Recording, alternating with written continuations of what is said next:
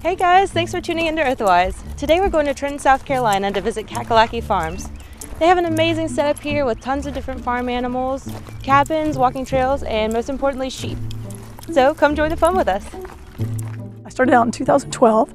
I bought this land and it was a former Girl Scout camp, which really appealed to me. So we still have some of the Girl Scout structure. Matter of fact, we're standing in front of the lodge, which was the original Girl Scout lodge. And it was called Camp Khakalaki. And this camp was about 116 acres. It has a creek running through it. And we'll be doing a little bit of a walk around today to see that. We have a campground over on the northeast side. It borders Lake Trenton. So we have a nice view of the lake and we have our own creek. Well, I love animals and I always wanted to have a lot of animals. Actually, started out wanting to be a veterinarian, but decided to go to pharmacy. But I started learning about food and all the things that people are doing to our food and all the things we don't know about our food. And I really wanted to have healthy food, grow my own food, and also to teach people about sustainable living and trying to use less resources of the earth and just basically live a very healthy lifestyle.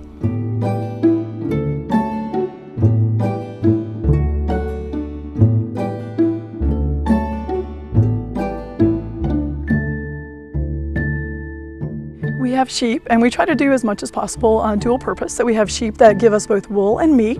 They're merino sheep. They don't grow as large as some breeds, so they're a little easier to handle, and they have a very fine wool, of course.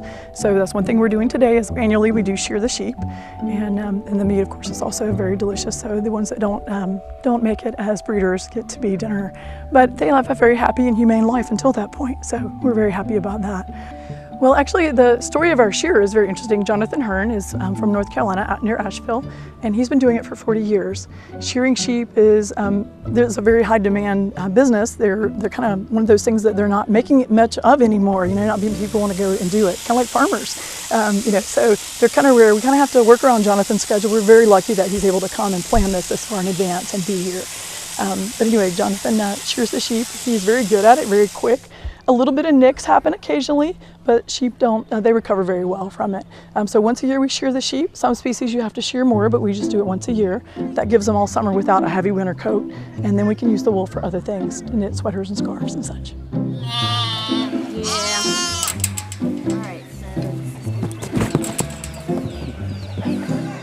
So one of the things that we do believe in is using no chemicals. So some people call it organic. We're not certified organic. I like the term more organic. So we're more organic. We grow things without any chemicals. We only use natural fertilizers on our pasture. We use chicken manure out of chicken houses and lime. So we only use natural substances. We try not to use any herbicides or chemicals at all, including wormers on our sheep and goats. That means that it takes us longer to grow our products. And I want people to know, and that's the reason that you might think organic costs more. It's not truly that it costs more, it's actually the true cost of your food. But what we find is that it takes us longer to grow it. It costs more to grow it because we're not using all those chemicals and shortcuts that the commercial growers have, and we don't have government subsidies. So you're getting a really healthy product, and we hope that you'll want to buy some of our lamb and some of our pork and some of our duck and chicken and eggs and all those things that we have to offer. And it's things that we're going to eat. We're growing them for us. We believe in being very sustainable and supporting ourselves. We're working towards a more eco-friendly situation all the time, building some greenhouses.